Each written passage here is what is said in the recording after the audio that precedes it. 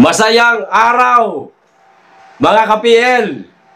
Sinirmo na ni Mayor Baste si Dayunyor tungkol po dito sa mga FBI, mga ka-PL, na naririto na po sa Davao City na walang ibang nais tugisin nito mga FBI, mga ka-PL, kundi si Pastor Apollo Kibuloy.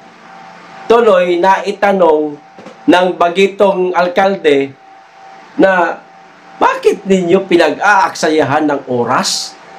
Yan si Pastor Apollo Kibuloy. Dapat unahin ninyo ang problemang kinakaharap, krisis sa ating bansa, kaysa sa pagtugis sa butihing pastor. Bakit? Pag nahuli nyo ba si pastor, gaganda ekonomiya ng ating bansa? Uunlad ang bawat pamilyang Pilipino? Yan, parang ganoon po ang pagkakasabi ng bagitong alkalde, mga ka-PL. Ito ho ang video.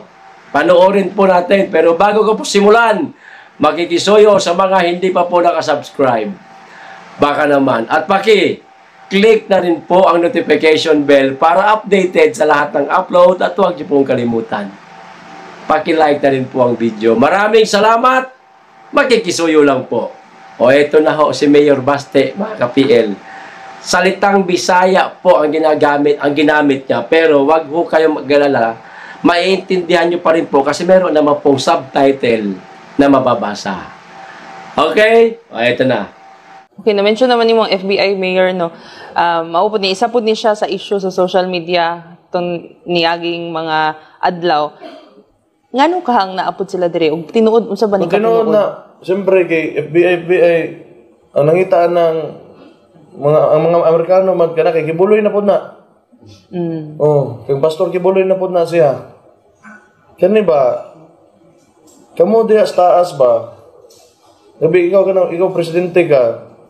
Wa man ay mahimo na bisan pag madakpan na nimo sa ram nakataw. Wala man ay kuan significance sa crisis karon.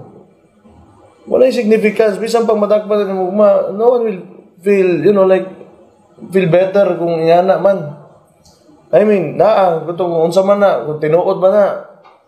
Pero ngano kakalas-kalas mo pura sa anak niya daghang problema. Masa may mahimo ana sa dakpan nimo. Masa may mahimo ana sa ordinaryong Pilipino. Ugma nga naman ang katong mga empleyado mahimong amo na. Magyapon, may mausap sa mga kinabuhi natong tanan. Sa madakpan na nimo, wala. Para ka na lang sa kadako sa problema sa Pilipinas niya. Lisbukin, ikutok ng mga tawanan Ano, nabutang pa mo sa gobyerno O, diba? Tumpak ang lahat ng sinabi ni Mayor Baste, mga ka-PL. Sa katunayan lang, mga ka-PL. Bago pa po ito sinabi ni Mayor Baste, makailang beses ko nang inulit-ulit yung mga sinabi na yan ni Mayor Baste sa live ko. Kahit sa aking mga short video, magmula nung tinutugis po nila si Pastor Apollo Kibuloy. Yan ang lagi kong tanong, bakit? Pag nasa kote nyo ba si Pastor Apollo Kibuloy, gaganda na ba ekonomiya ng Pilipinas? Maglalaho na ba ang mga kurap na mga buhaya dyan sa gobyerno? Mawawala na ba ang mga droga at mga durugista na nasa gobyerno? Yung mga kumakain ng pulburon na mga nasa gobyerno, mga gabinete. May titigil nyo ba yung pagkain nyo ng pulburon? Matatapos na ba ang code nyo na white t-shirt? Ang kriminalidad na lumalakas, bumabalik na naman. Maglalaho ba? Bawat pamilyang Pilipino na naghihirap, gaganda ba buhay kapag ka nasa kote nyo na si pastor? Anak ka ng patola talaga nyo. Imbis na unahin mo ang napakaraming problema ang kinakaharap ng ating bansa, inuuna po pa si Pastor Kibuloy. Anong klaseng pag-iisip yan yun? Tsaka mo na hulihin si Pastor. Unahin mo muna yung napakaraming problema sa ating bansa. Eh yun nga si Tebes, si Bantag, hindi nyo nga mahuli-huli. Ha? Napuntahan na sa Timores Police o sa Timor-Leste. Nadala ba? Pauwi ng Pilipinas? Wala. Diba? Si Bantag, nasaan? Pakalat-kalat. Kung saan lupalop ng Pilipinas. Tapos si Pastor. Nanggigigil kayong masakote. Bakit? Kasi napakalaki ng patong sa ulo, di ba? $1 million. Baka naman, yan ang isa sa mga dahilan. Kaya ninyo gusto nang masakote si Pastor Apollo Kibuloy.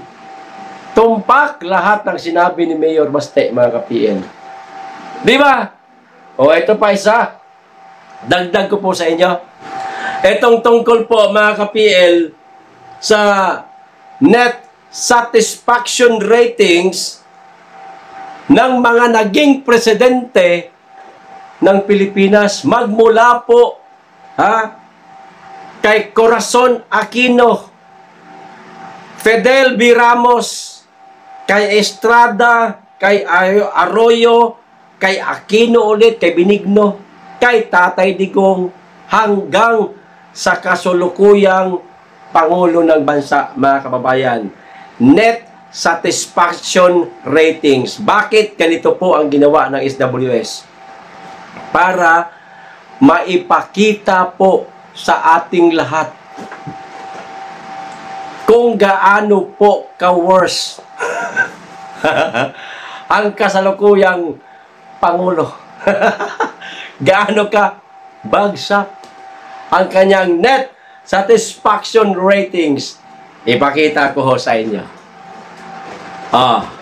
Ayan. Napapansin nyo ba? Yung pinakauna. Ayan. Corazon Aquino, mga ka-PL. Bagamat merong parte na bumagsak siya, pero dumaan naman po sa maganda na net satisfaction ratings. May parteng bumababa, may parteng tumataas hanggang sa bumagsak. Ganon din kay Ramos, kay Estrada, kay Arroyo, kay Benigno Aquino, mga ka-PL, maliban kay Tatay Digong. Ayan may mga parteng bumaba, pero hanggang sa magtapos ang kanyang termino, nasa pinakamataas na net satisfaction rating ang dating Pangulong Rodrigo Roa Duterte. At ang sumunod, mga ka-PL, eto na. Sa ilang taon lang ito, 2 taon lang ito ni Da Junior, mga ka-PL. Marcos Junior, ayan, sa awa ni Lord, bagsak lahat. Pula lahat, mga kababayan. Parang yung kay Estrada. Di pa kay Estrada, umakyat, tapos biglang baba, tapos tumakit ng kaunti, tapos baba. Pula pula. Ito yung mga worst kasi pula. Kayo, Da Junior, walang akyat. Walang pag-akyat na nangyari, kundi mula sa taas, bagsak lahat. Sa madaling salita, mga ka-PL, ang net satisfaction ratings ni Dayunyor kadiri. Ha? Bagsak. Well, ang tawag natin dyan, maganda. Ano ba sabihin natin? Uy, ang ganda ng yung rating ng Bongbong Marcos. Aha? Okay, approve. Ang ganda ng kanyang satisfaction ratings. Wow, salute. Ganon. Kahit na nakikita naman natin hindi, Di ba? Ayun, SWS, Social Weather Station na may gawa niyan. Magsinungaling tayo. Sabi natin, ganda. Ha? Hindi, fake news tayo niyan. Magagalit sa atin ng SWS niyan. Di ba? Yan ang presidente. Ha? Imbis na unahin ang mga problema sa Pilipinas, mga ka-PL, solusyonan ang problema sa droga na dumarami na naman, korupsyon, itong mga animal, na mga buaya, na mga politiko at kriminalidad na ngayon kinatatakutan na naman ng ating mga kababayan. Hindi ho Mas inuuna pang tugisin si Pastor. Bangag talaga mo na. Ayos! Hanggang dito lang po. Maraming salamat. Mag-iingat kayo lagi at higit sa lahat, mahalin natin ang Pilipinas. Be blessed!